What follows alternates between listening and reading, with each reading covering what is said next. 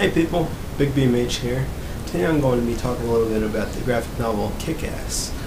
A while back I saw the trailer for the movie Kick-Ass and it sparked my interest.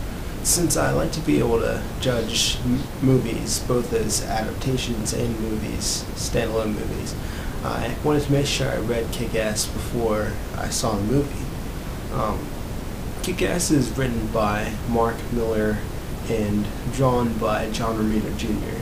If you're not familiar with the concept of Kick-Ass, it's about this high schooler named Dave Lazuski. He's a big comic book fan, and he decides to try out being a superhero in real life.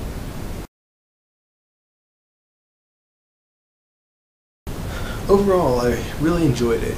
Kick-Ass has a pretty good story, but I'd say its greatest strength is its humor. It's probably the funniest graphic novel I've ever read. It's rare for me to laugh out loud when I'm reading a comic book.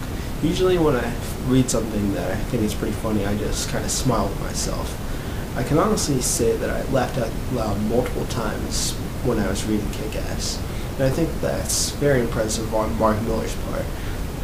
With comedy, I think the delivery of the line is a big part of what makes things funny.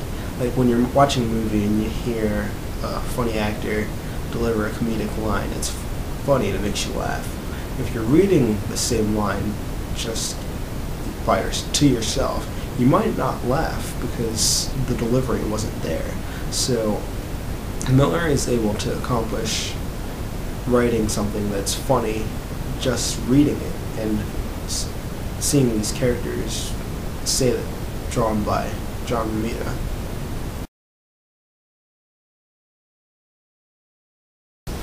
John Romita's art style is perfect for the story of Kick-Ass, and I couldn't really imagine anyone else drawing it. While I'm on the subject of art, I should probably mention that Kick-Ass is the goriest comic that I've ever read. If you get through reading Kick-Ass, you completely understand why the movie is rated R. I'm not a big fan of gore, but it didn't really bother me. I will mention one minor criticism. Mark Millar makes sure to mention that some of the thugs that Kick-Ass beats up are Puerto Ricans. Like, I really don't see why that was necessary, and just think that was kind of a bad thing to include, because you don't want to offend anyone when you're writing it. But I don't think Millar's really that concerned with offending people, so maybe that's why I did it.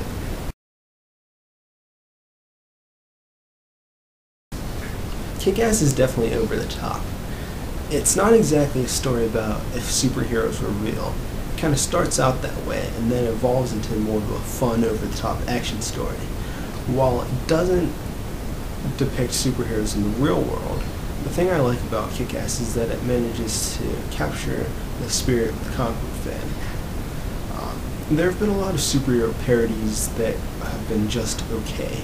After reading Kick-Ass, I kind of realized what they're missing. Mark Millar is able to write a superhero parody for comic book fans because he is one and he understands that level of the genre. I think there's a part of all of us comic book fans that kind of thinks about what it would be like to be a superhero and sort of contemplates actually doing it.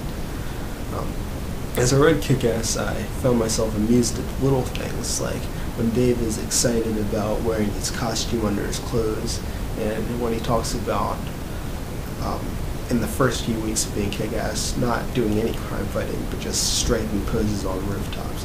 These are things that are kind of embedded in the subconscious of comic book fans, so it would totally give you a geeky thrill to do. So, Kick-Ass ends with hints of what's to come.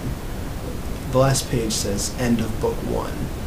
Mark Millar stated that he wants this to be a trilogy, and I think he's starting on book 2 soon.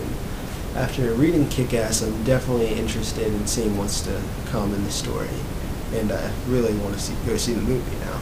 So, bottom line, Kick-Ass is really enjoyable. If you're a comic book fan, I definitely recommend checking it out. If you're not a comic book fan, I still think it would be enjoyable for you, but just not as much.